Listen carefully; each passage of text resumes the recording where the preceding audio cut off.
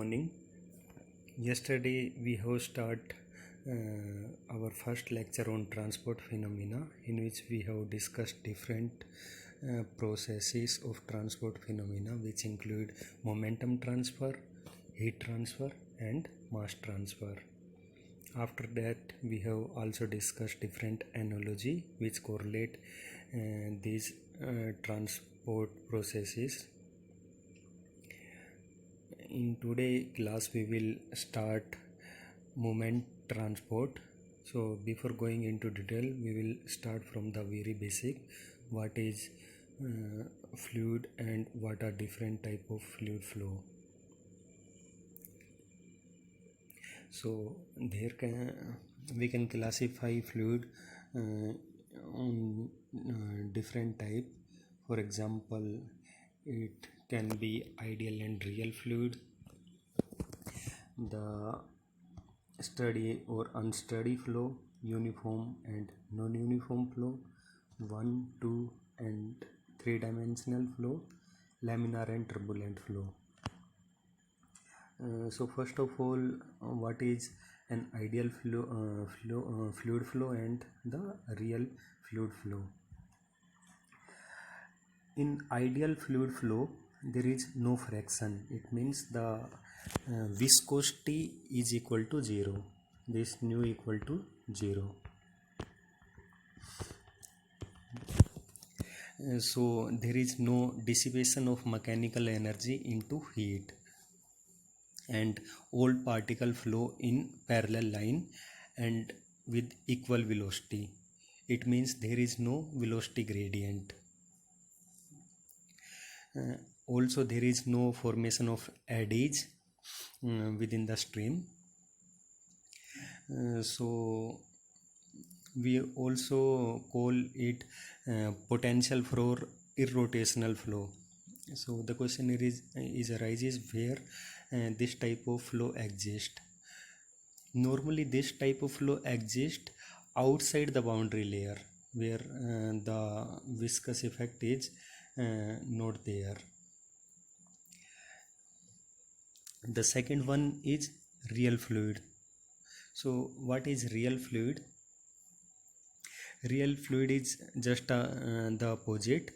In real fluid, and the presence of friction is there, and also there is velocity gradient. So the question arises where this type of fluid exists. So this type of fluid exists within the boundary layer. So within the boundary layer there will be viscous effect, and we can see this type of fluid, and we call it real fluid flow, where there is some value of viscosity and there is friction between the layer, and some amount of heat is generated due to this viscous effect. Now the second classification is the steady and unsteady state flow.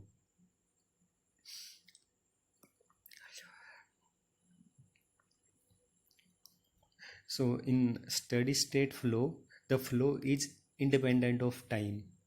So it is not depend upon the time. On the other hand, unsteady state flow, the flow changes with respect to time. So if there is no variation with time, then it's steady state, otherwise it is unsteady state flow. The third one is uniform and non-uniform flow.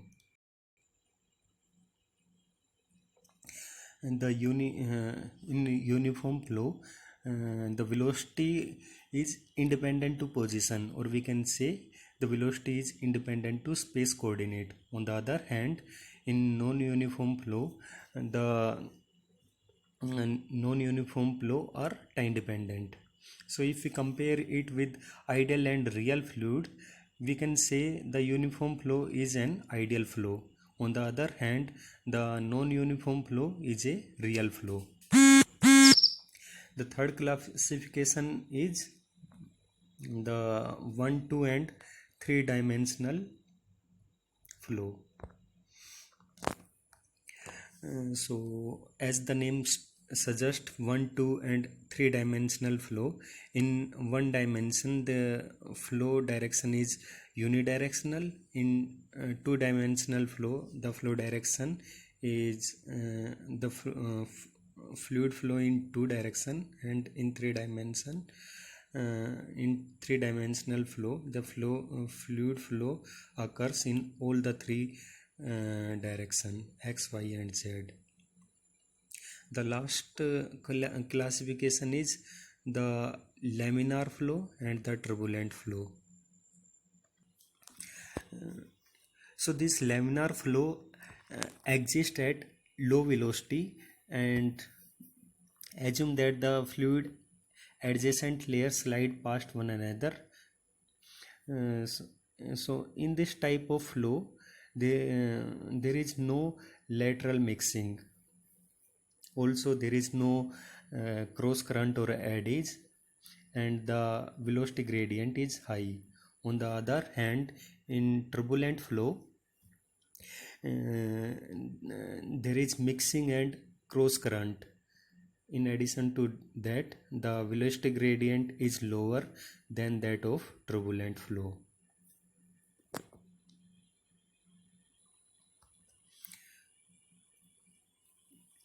Now the important parameter in laminar flow, there are two important parameter. One is the velocity gradient or rate of shear stress. Other one is shear stress. So let's first discuss velocity gradient or rate of shear stress. So for that, let us assume we have a steady state condition in which fluid flow occurs in one dimension only, and the fluid is incompressible fluid.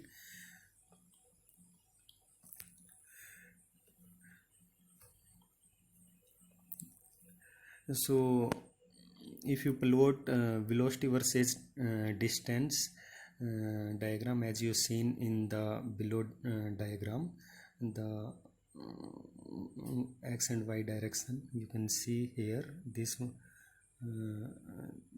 one is x direction, this one is y direction.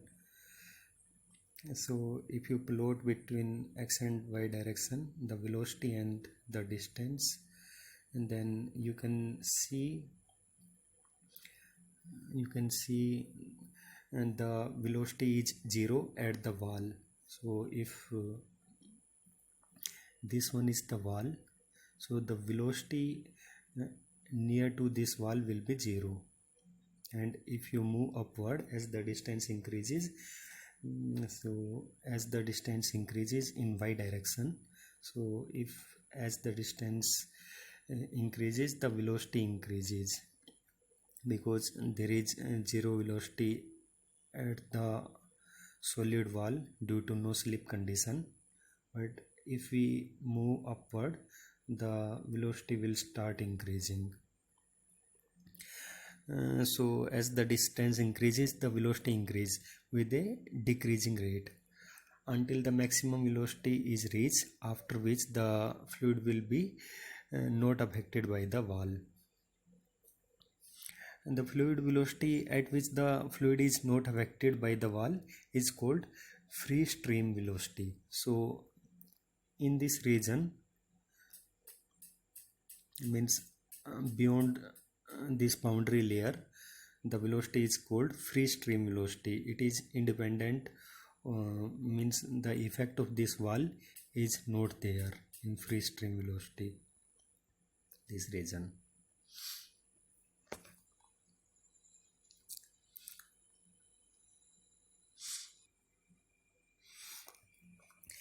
So now if we plot between y versus du by dy, means this y versus the change in velocity with respect to y direction, so du by dy, what is this velocity gradient? We can also call this the rate of shear stress.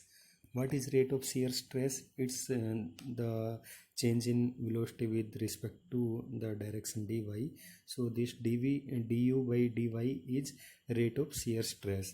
So we can say if we plot between y and shear stress, then we will get this profile. So if I zoom this profile, then we can get this profile.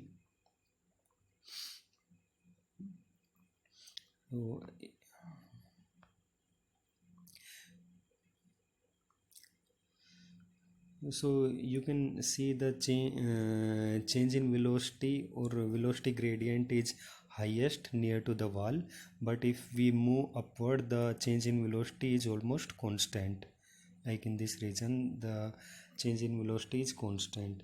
So the rate of shear stress is maximum near to the wall, and it will gradually decrease as we move away from the wall.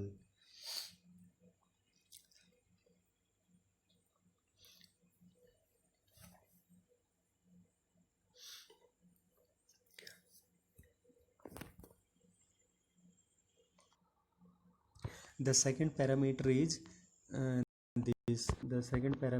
this shear stress. So wherever there is a velocity gradient, a shear force must exist. This shear force act parallel to the plane of the shear, and the ratio between the shear force to the shear area is called shear stress. So now let us once again discuss about shear stress and shear rate.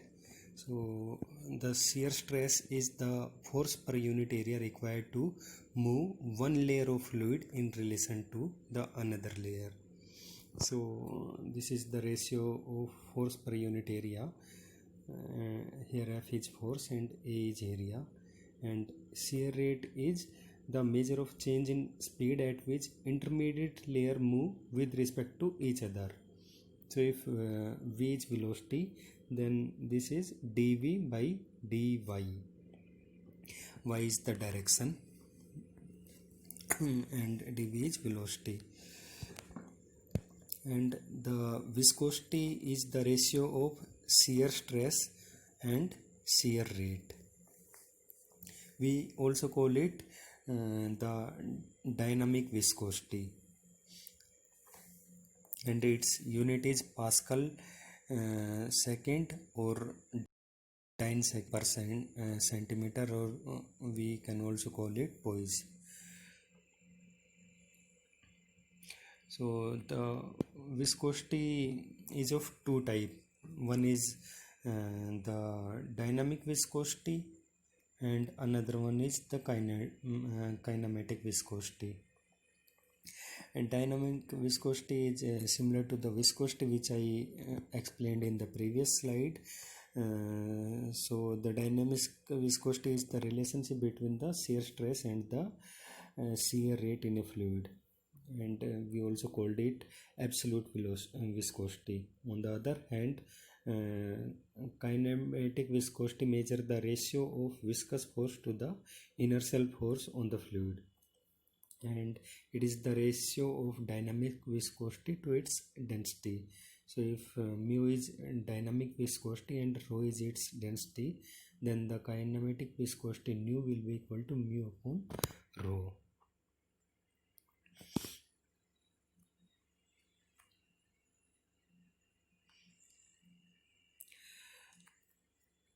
Now Newton law of viscosity.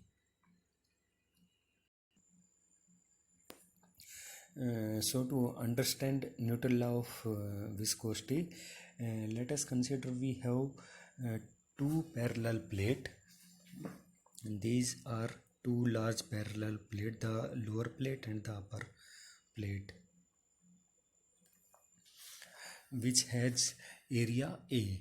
So the area of the plate is A, and these plates are separated by a distance y.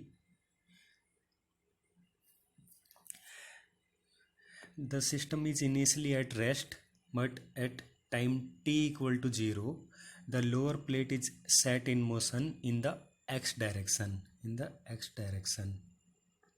So initially both the plate are at rest, but at time t equal to 0, the lower plate set in motion in the x direction at a constant velocity v, at a constant velocity v, by applying a force F.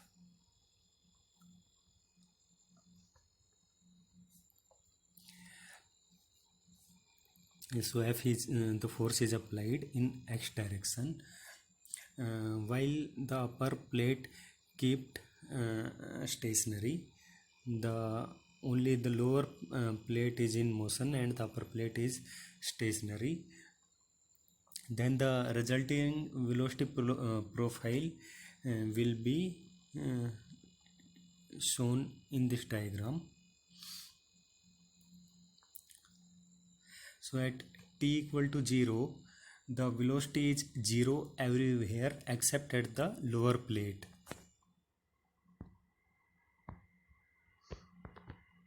So at time t equal to 0, the velocity everywhere will be 0 except at this lower plate, because this plate is moving at some speed. So due to no slip condition, the first layer will move at the same speed of the lower plate. Then as the time proceed, and then the velocity distribution start to develop as a function of time. So at time t equal to 1, we will get this profile, or in this diagram we can, in this diagram we can see at time t equal to 0, only this first layer move and another layer will be at rest. And at time t equal to 0, at time t equal to 1, this profile will be developed, and similarly at time t equal to 2, this profile will develop. So as the time proceed, we will get a steady state profile, and finally we will get this velocity profile at steady state. So this is velocity profile with increasing time. So at time t equal to infinity means the time at which we will get steady state, we will get this velocity profile.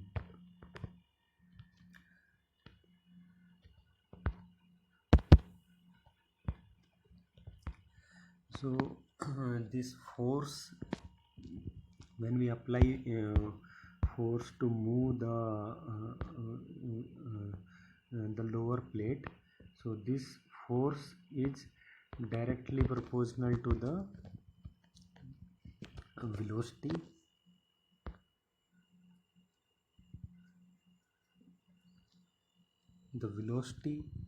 and the area of the plate, and inversely proportional to dy, the distance between the adjacent layer.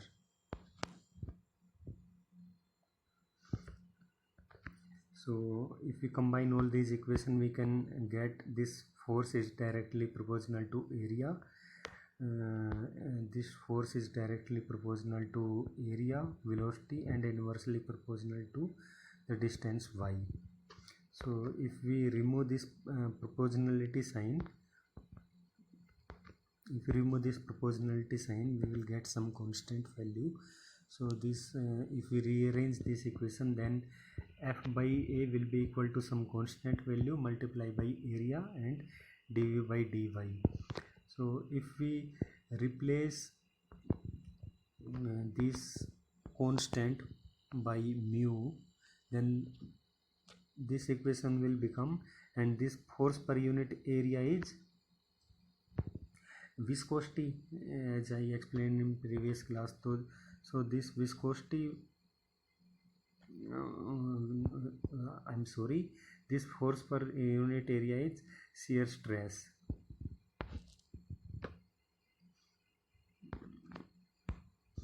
Sorry, what? this force per unit area. This force per unit area is shear stress. So I am replacing F by A by this shear stress, which and it will be equal to mu dV by dy.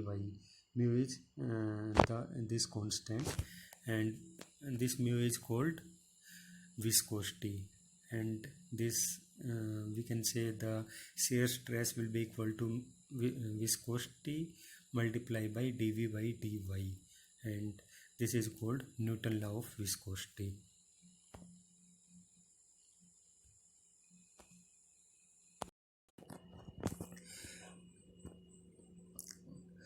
So Newton law of viscosity states that the shear stress is proportional to the shear rate, and the proportionality constant is called viscosity. Now Newtonian and non-Newtonian fluid. So the Newtonian fluid are those fluid which obey Newton law of viscosity, and if the fluid do not obey Newton law of viscosity, we call it non-Newtonian fluid. So if you can see in this diagram, the diagram A, it follow Newton law of viscosity because the this shear stress and the velocity gradient are linearly dependent.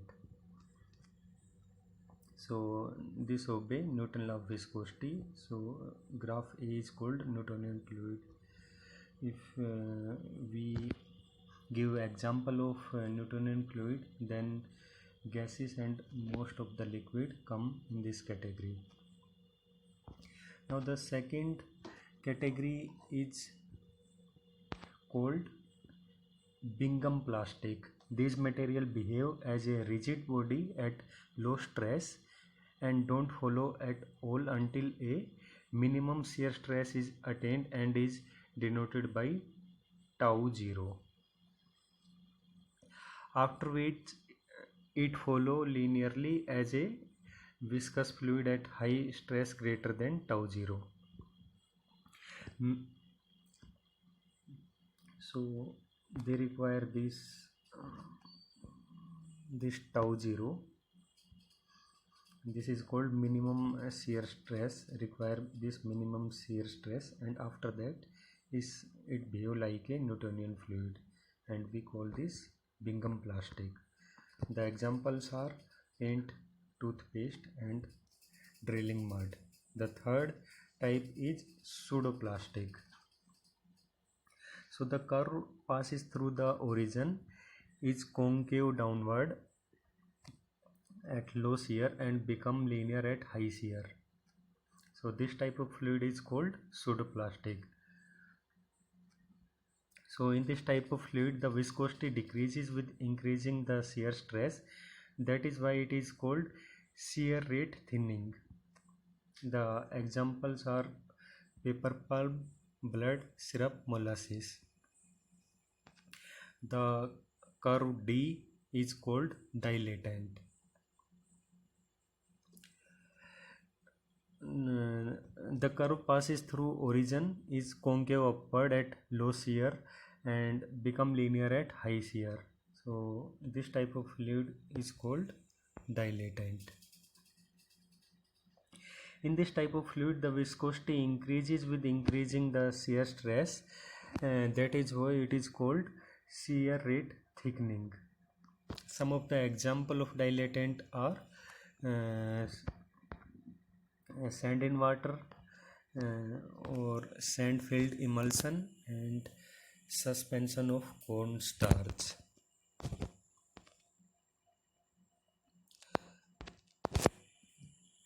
So these are example of Newtonian and non-Newtonian fluid. So I am stopping here and we will continue this class tomorrow. Thank you.